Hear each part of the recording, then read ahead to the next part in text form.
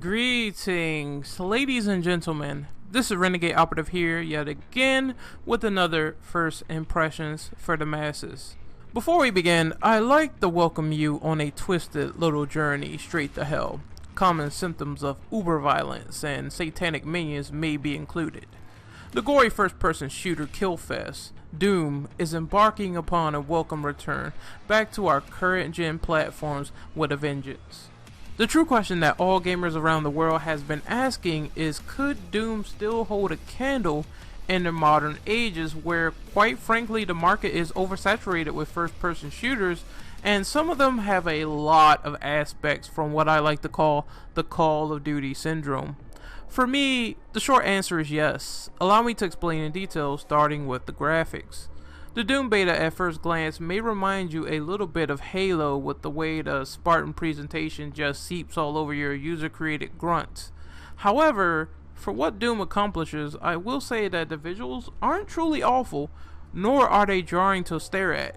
I would call them particularly well done on a visual and performance level. You'll get a sense of some great 60 FPS mayhem at work, followed by a nice atmospheric polish that uses the full power of the Unreal Engine 4 to an almost eerie degree with your surroundings. The background design definitely is the highlight of the show for me. The new Inferno map just oozes with those said refinements. The Fountain of Blood and the hovering Pillars of Skulls might be as good as it gets when it comes to stage design being the main eye candy. Character models and effects with the weapons used in the game certainly pack quite a visceral punch, and with how the HUD flowed to an almost simplistic degree within the combat, the futuristic aspect provided a stylish mesh that didn't feel downgraded or intrusive. However, with this praise in mind, there is a jarring negative that I noticed with the performance, and that certainly was an issue the more and more I witnessed the screen tearing. This is a huge problem. They do need to realize that this is a big issue. Now, I know that this is a beta project. Not everything will be perfect. Not everything will be ironed out immediately. But this is a concerning issue, and the id Tech team needs to implement a fix for this pronto. The screen tearing is just becoming more and more persistent the more I play each and every single match. Other than that, I was quite appeased with the graphics, and I was quite appeased with the performance. It's just that the screen tearing issues are a big deal to some people, and hopefully this is patched and fixed in the final game. The gameplay front was wholeheartedly satisfying. There was an extreme amount of doubt that was put into Doom initially. I think that it came from the fact that there was a balancing scale. The scale to the left was me becoming skeptical that Doom 2016 would become too modernized. And the scale on the right was fearing that the game would become this slow, drunken driver just blitzing off the side of a cliff, because I did not like how Doom 3 handled itself. I thought that Doom 3 was pretty bad for a game itself with the whole slow-paced deal. Have you ever played a game that decided to put the cinematics at the forefront? It decided to put all this cool looking stuff at the forefront, like the monsters or nostalgia or whatever it might be, and then the most important core, which is the gameplay, decides to take a backseat. The gameplay within a game taking a backseat to cinematics, cutscenes, story, whatever it might be. It just, all that stuff is first and not the gameplay itself. That's what Doom 3 was to me. It was all flash, no substance. And I feared that Doom 2016 would become just like that predecessor. And I was wrong. For all those accusations thrown at Doom 3's case, that really didn't seem to carry over for this multiplayer, which was a lot more fast and furious. Now, I'm positive there's old elements that the original Doom had that this game may lack, but the multiplayer for this game, the multiplayer variant, there was something that occurred that didn't cloud my sense of judgment. This game really has a high fun factor. There's a massive variety of weapons that could blast enemies to Kingdom Come. Of course, there's setups that are better than others with the Super Shotgun and Vortex Rifle combo. I did enjoy some aspects, like some of the relics, the overpowered relics, they actually was put to good use. They didn't feel like they were few and far between. They didn't feel like they were overtly broken. If you die or if someone decides to take you out, then they might have the opportunity to pick up that weapon. You just can't hold on to something for what seems like the duration of the match. Basically, there's cooldown factors involved. So if you decide to pick up something like a gloss cannon, then you cannot decide that you can pick it up 5 seconds later. There's cooldown periods, and it balances everything out rather well. Even though you might die in one hit, you can always take out a player and grab his shit.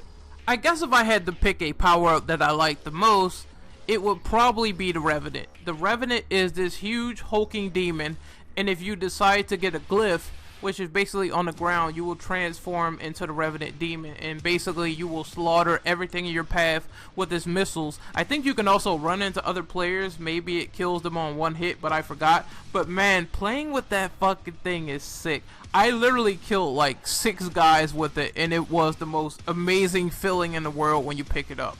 I'm not lying to you. It's fucking awesome. It's like a violent game of tag that makes a lot of new elements work for what they are. I'm looking forward to seeing how many demons will appear in the full product itself. I was surprised with how buttery smooth the gameplay was when it came to death dealing, and it brought like a lot of new elements to the table, some of them really unique. Other shooters seem to make it way too easy to pull off very exploitable kills with minimal work, while you have to work for a little bit more in Doom, and when it does get easy, it gets rewarding. There was almost a precision with how tight the gameplay felt, while having that frantic sense of urgency. It's not like you're really safe if you try to go and gung-ho your way to victory. The only pressures that I had in mind when it came to the gameplay department was indeed the balancing issues when it came to health. There were plenty of times where I died in full armor with full health on to one goddamn melee punch. There were other times where I shot someone straight in the head with the Vortex rifle, 100% hit of health. They were literally dead, and for some reason they managed to survive the shot. I gotta be honest and state that there's an inconsistency with player damage. It either goes way too low or way too high for no reason. It never feels normalized is the term that I'm looking for. It's something that I hope is fixed, especially for people who grab armor only to die in one small melee attack, which is unacceptable in my book. The sound design was decent. Guns pipped, lasers blasted, Space Marines got squished when I tanked through them with the Revenant. It was all good stuff. If you're looking for dynamic scores, however, and things like that, this soundtrack had a very minimal vibe when it came to the multiplayer. There wasn't a distinguished melody like it was in Uncharted 3 when there were power plays and there were things going on with the match as it progressed. So none of that is here, and if you expected that, then you might be disappointed. The controls were actually easy to get used to after my first session of playing the Doom Beta with Team Deathmatch. It was responsive, fluid. Most of all, it was a type of control scheme that was simplistic, and it's very easy to pick up and play. No contextual buttons were mapped to like 8 different functions, which I hate, and I think that honestly, this simplistic control scheme is important for a precise shooter of this nature. Any veteran or newcomer to the series could get quite used to how this game plays relatively quick, which is another plus I must hand out. The modes that exist are your standard fare and probably not a representation of all game modes. I believe I'm going to put an article down in the description below that highlights all of the game modes that you can see in the main Doom game. I think it was discovered not too long ago, so I'm going to put that in there and you guys can take a look at it. But if I were to offer a suggestion, I think it would be pretty cool to have a mode where the demon pickups are frequent. Any player who scores any points or kills a demon actually becomes him within the session. Back to the point at hand, the modes that exist are Warpath and Team Deathmatch. If you play the multiplayer game, then I am positive you know how Team Deathmatch works. You kill to win. Warpath is like capture the path point. There's an indicator that suggests that the path will be moving, and your goal is to basically sit on that point at a predestined location. So think of it like Domination Gone Mobile. These modes were very simple in theory, however it was worth playing all the good mechanics implemented in these sets, so it really never seemed unfair. Overall, man, I can't say that I hated the Doom Beta. While my expectations weren't high, I think that they certainly were exceeded with the bar that was raised. The high octane action and with how smooth the controls and performance was, I can safely say that the id team has something going for them and is going in the right direction with this offering. There's only a few lingering issues like the screen tearing and damage consistency. However, we got a little taste of what's to come before launch. So, if I were to grade my overall thoughts and impressions, I would give this experience a solid B+. This is Renegade Operative signing off. Hopefully you guys have a good day and that you enjoyed this first impressions video of the Doom Beta. I will catch you all later, and I will be on that Doom Beta tonight at midnight, clocking you fools in the head with the Vortex rifle. See you then.